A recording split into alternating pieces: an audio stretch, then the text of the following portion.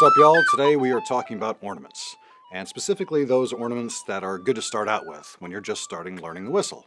And I've covered all these ornaments before in various other videos, but it occurs to me, and based on the feedback and the comments that I got, I ran through them kind of quickly, at least in some of those videos.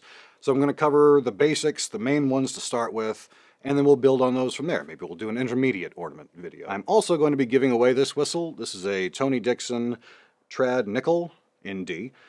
It's great. I bought it for a video because I was curious about it, and it's fantastic, but I've got a million D whistles, and I figured it ought to go to somebody. So stick around to the end of the video if you want to get a chance at winning this whistle. Let's dive in with the first basic ornament here.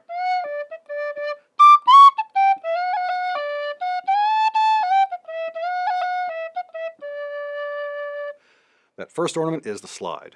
It's the one I always start out everybody on. To me, it's just the simplest one to get, and it has a lot of uses in slower tunes that you're going to be starting with, and in the faster ones. Jigs and reels slides are available as well. So here's the basic move. And the key thing to remember is that when we're sliding up the whistle, not across. That's a mistake I see a lot. Just based on the physics of the instrument, you always want to be going up towards the mouthpiece. So, in this case, we're sliding from, say, the bottom D to the note E, like this. Do that again. Now I'm sliding up. I am still sliding across a little bit just because I have pretty good sized hands. There's just not a lot of room to go vertical as much as you'd like. Some notes you'll have a bit more room than others, but just keep that in mind. Try to go north as best as you can, right? And then the scale, the exercise that we're going to take out of this is a basic D scale using those slides. So here we go.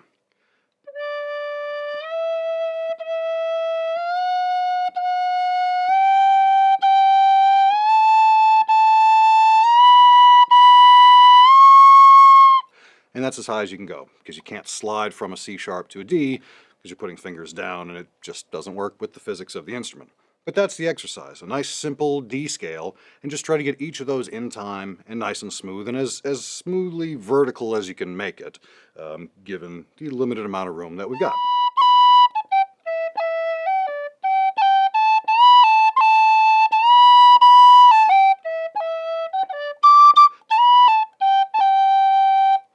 The cut is the second ornament to work on, and it's the first of what I would call the big three. The slide's a part of that as well, but there's a reason we have the big three, and I'll get to that in a second. But the cut is the first of those, and it's a grace note in other music. Some would just simply call it a grace note. It's a note above the main melody note that you're playing. So, just like we started out before, if we're doing a cut on the note D, here's how I would do it. Do that again. Now, here's where there's a little bit of vagary involved. The way that I play cuts is that I always use the ring finger on the top hand for all the notes on the bottom hand. Explanation, example, D, E, F sharp, G, and A are all cut here.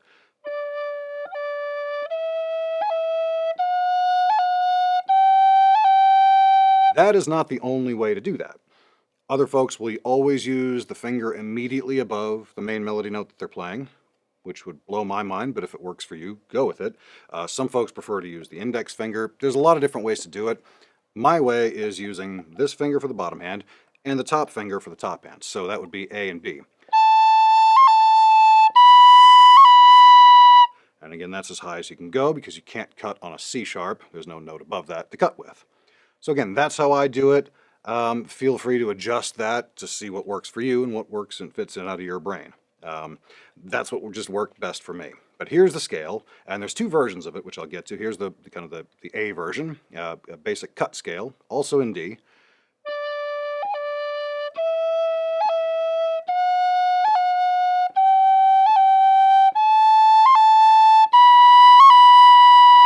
So that's the first version. Basically, we're playing the main melody note, cutting it, and playing the main melody note again, as if we're separating two notes. Then we transition, and then do the cut again on that note. Now the other version of this scale, still a D scale, but it's what I would call a transitional cut scale, and we're going from one note to the next, and we're cutting in between. Here's how that goes.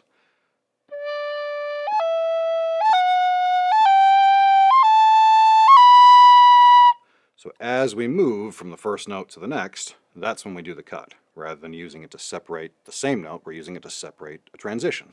like I said, transitional cut scale. Now, when you're doing the cuts, particularly when you're first starting out, I would always recommend going big and stupid. And what I mean by that is, if you're playing a cut, again, I'm going to use my ring finger because that's what I do. If I'm playing a cut on low D, I'd really reach that. Hopefully you can see that as I go big and move. Like if you're holding your hand above it, you kind of want to get as much clearance as possible. The reason for that is because when you're playing slowly, you've got all the time in the world. You can make big movements and make them really strong, confident cuts. But when you're playing up tempo, you just don't have as much time.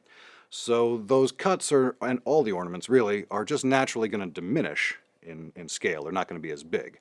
If you start out practicing them really tiny, when you then compress them with speed, sometimes they don't even sound at all. But if you practice them big and dumb and slow, then when you compress them, they're still going to be sounding nice and clean.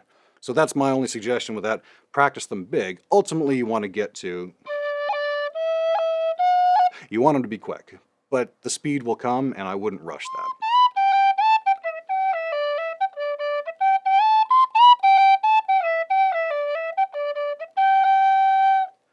The tap is the third ornament that we're covering and the second of the big three, and it's the opposite of the cut. Whereas the cut is a note above the note, the tap is always the note immediately below the main melody note that you're playing. So in that regard, it's a little bit easier. You don't have quite as many options. But here's the trick here. I'm going to play the note E, because in this case, we don't have a note below D to tap on. We don't have anything down here. So our lowest note that we can tap on is E, and here's the move. And you can see why it's called a tap. We're just tapping the whistle, and we're tapping it quickly, but also big and dumb and stupid, like I mentioned with the cuts. Same big movement. And if it drags out a little bit when you're first starting out, that's okay. Ultimately, you do want to get it to be quick, just like the cut. Right? And nice and quick, and we're going to do it on each note, and that's the exercise. We're going to do, I guess we'd call it sort of an E scale, E minor scale. It's still basically the same ones we were doing, it's just that we can't start on the note D because there's nothing to cut with, or to tap with, right? So, starting on the note E, here's our scale.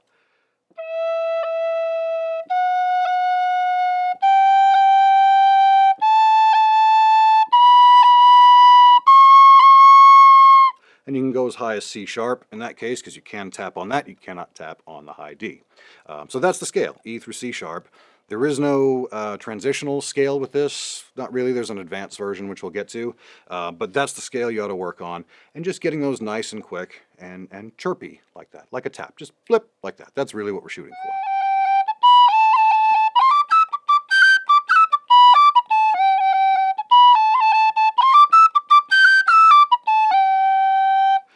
The third and final of the big three, fourth overall, is the roll. This is the one that's really the stereotypical Irish ornament. And when you can get that down, I think that's where you start to hear in your playing the difference between some notes on a page and something sounding like what you'd expect out of an Irish tune. It's got that built-in jig rhythm, that kind of lilty sound, just sort of baked right in. And what it is a combination of the tap and the cut. Starting on the note E, because again, that's the lowest one that we can do both the cut and the tap on. We're cutting first, and then we're tapping, and here's how that goes. I'll do that again. So a cut, I should take that back. The main melody note, then a cut, then we're playing the main melody note again, then a tap, and then the main melody note again finally. So really you get 3 main melody notes out of a roll. That's sort of the gist of it. That's what you're trying to accomplish. And just like the cut and the tap, we want them to be nice and quick and in time. So here's the scale that you're shooting for, the exercise. So in this case, we're going from E to the B. That's all you got. It's the only options you can play for roll. So here we go.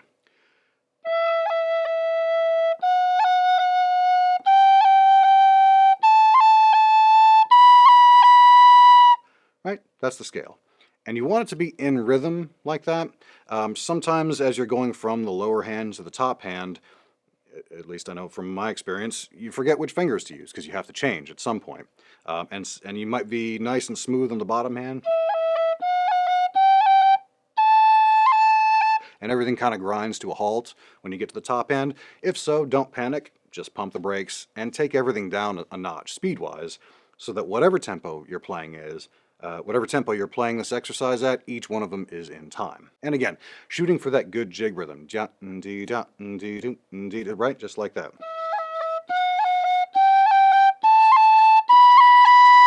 Nice and clean and nice and uniform. So those are the main exercises that you ought to start with when you want to dive in with ornaments. Now I will caution you, and maybe I should have thrown this in at the beginning, but if you're not feeling comfortable with the main melody of a tune that you're working on, I wouldn't recommend diving in with the ornaments just yet.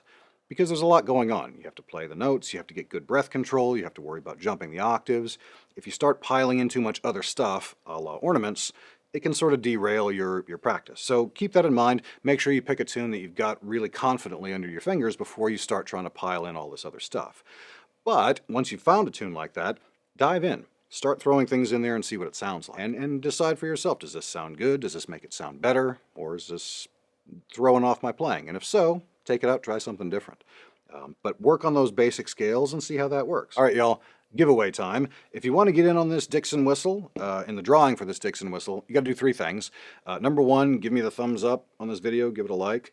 Number two, give me a subscribe if you're not already. And if you are, thank you, I appreciate it. And the third thing, comment down below what got you into playing the tin whistle.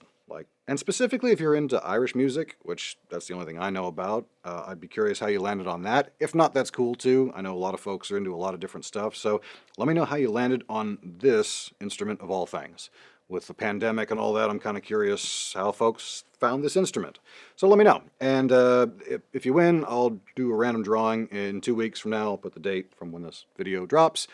I'll do a drawing then, and I'll reach out and send you a whistle. Cool. So good luck, and I hope you dig this video. I will see you guys in the next one. Cheers.